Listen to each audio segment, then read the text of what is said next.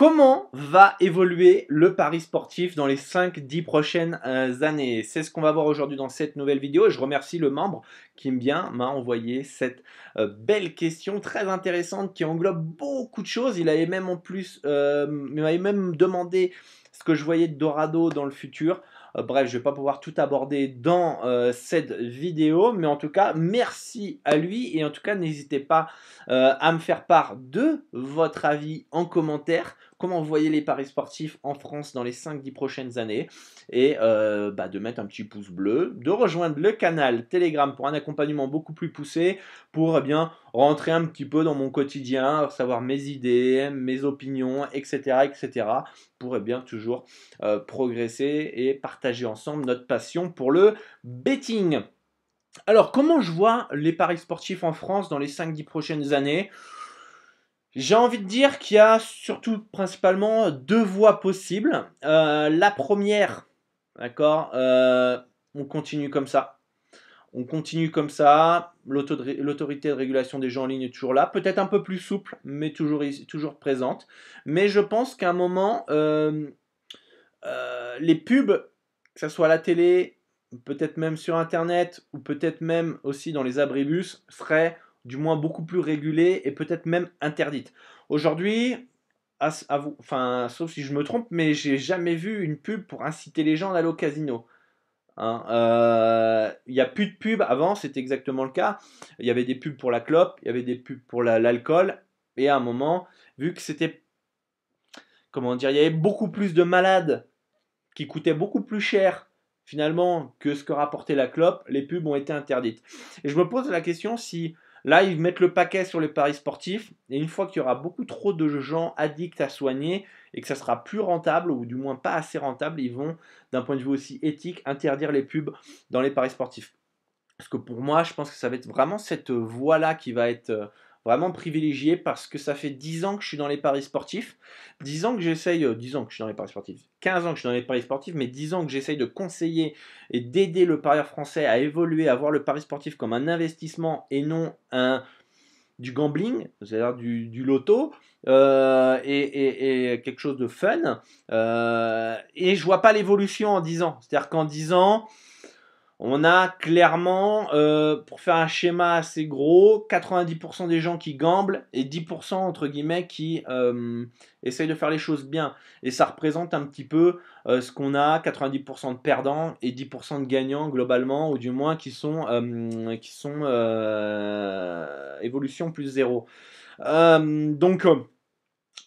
ne pense pas, si on allait vers cette direction-là, je pense qu'il y aurait moins d'arnaques. Et je le vois de toute façon tous les jours sur Instagram, et je vous invite à me suivre sur Instagram, mais tous les jours j'ai des comptes de machin prono, bidule chouette prono, mes couilles prono qui me suivent, et c'est des nouveaux comptes à chaque fois, et tous les jours il y a des nouveaux comptes, et la majorité, on reprend, c'est 90-10, mais 90% des gens c'est pour justement vous vendre du rêve, profiter du business et voilà, s'enrichir via la crédulité des parieurs, et 10% vraiment de gens qui veulent faire progresser le parieur. Et là, je suis très très large au niveau des chiffres, hein. Globalement, je vous dis 90-10, mais pour moi, c'est plus 97-3. Mais voilà.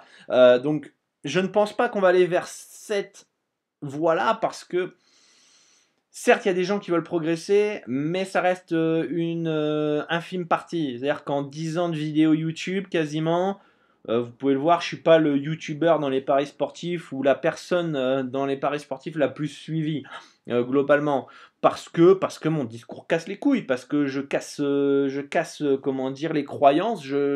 C'est pas ce que veulent entendre les gens. Ce que veulent entendre les gens, c'est que c'est facile, c'est que vous allez vous enrichir, vous allez gagner 10K par mois sans problème, qu'avec moi vous allez gagner voilà X euros. Voilà ce que veulent entendre les gens. Ils veulent que ce soit facile. Ils veulent pas entendre le discours. Voilà, va falloir que tu te formes, va falloir que tu tapes, va falloir que tu économises, va falloir que tu construises ta bankroll, va falloir que tu apprennes de tes erreurs.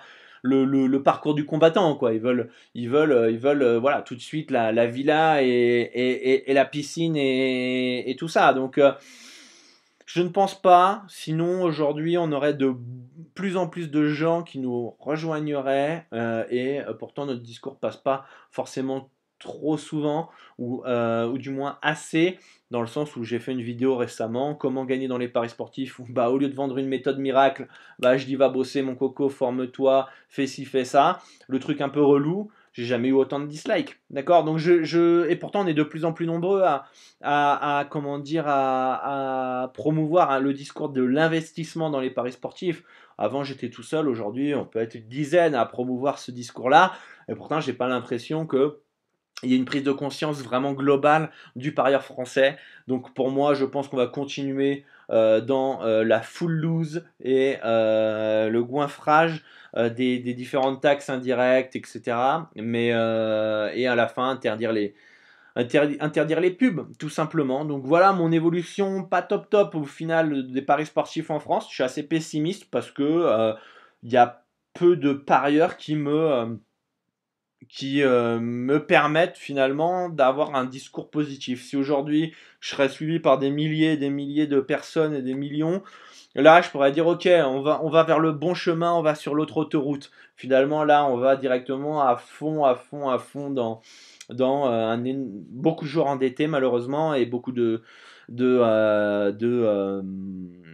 joueurs addicts à soigner malheureusement, et les chiffres augmentent chaque année de toute façon. Donc voilà, après d'un point de vue, là on était plus d'un point de vue législatif, etc. Globalement, peut-être une argelle un peu plus souple par rapport aux bookmakers, parce que les bookmakers, si on regarde bien, gueulent un petit peu, mais pas trop non plus, donc ça semble leur convenir aussi globalement, même si bien sûr un assouplement pour eux serait la bienvenue aussi pour pouvoir toucher plus de bénéfices, bien évidemment. Mais voilà, j'ai pas l'impression qu'ils fassent vraiment plus pression que ça. Après, d'un point de vue paris sportif globalement, mais là, je sais pas vraiment, ça va être dans 5-10 ans, je pense pas. Mais à terme, je pense que l'intelligence artificielle prendra un gros pas sur la détermination des cotes, comment dire, la construction d'algorithmes, peut-être de choix de pics aussi, de bêtes. Ça va être de toute façon, je pense, de plus en plus dur de gagner dans les paris sportifs, dans le sens où, comme je vous le dis, voilà, si un jour l'intelligence artificielle prendra le pas sur les différents algorithmes, ça sera plus dur, bien évidemment. Moi, je reste persuadé quand même qu'un être humain, avec ses émotions, son feeling, etc., pourra s'en sortir sur le long terme grâce à un énorme mental, de la patience, de la rigueur. On pourra toujours, je pense, s'en sortir. C'est mon avis, c'est peut-être utopique, mais c'est mon avis. Je pense que de toute façon, le mental du parieur joue un tel rôle que, bah ouais, on le voit de toute façon, les books s'ajustent de mieux en mieux au niveau des différents sports. Mais si finalement tu te frustres parce qu'il y a de moins en moins d'opportunités, ou du moins les values sont vraiment plus minimes, que bah du coup tu pètes un câble et finalement tu tiltes à un moment, c'est ton mental qui fait défaut. Par contre, si tu es patient, tu arrives à trouver les bons spots, intelligence artificielle ou non, je pense que ça sera de toute manière rentable pour nous. Sachez aussi qu'une chose, c'est que le bookmaker, euh, lui, il veut du value bet malgré tout. En fait, ce qu'il cherche avec le TRJ et donc la taxe que lui se prend, ce qu'il veut, c'est équilibrer les cotes. Il veut équilibrer, enfin les cotes, il veut équilibrer les mises, pardon. Il veut équilibrer les mises pour que finalement, quel que soit le résultat, lui, il touche sa commission via le TRJ. Donc, il sera toujours là à proposer des values pour essayer d'équilibrer de toute façon les mises, et que finalement, les 3, 4, 15% que prend en commission le bookmaker, eh bien, ça lui assure le bénéfice, quel que soit s'il faut payer le joueur A et le joueur B, eh bien lui il touchera du bénéfice malgré tout grâce à cette commission qu'il prend indirectement, donc on appelle le TRJ. Donc globalement, même si l'intelligence artificielle va prendre plus le pas dans tout ce qui est élaboration de cotes, etc., globalement, il y aura toujours, à mon avis, cet état d'esprit de gagner quoi qu'il arrive, quel que soit le résultat pour le bookmaker.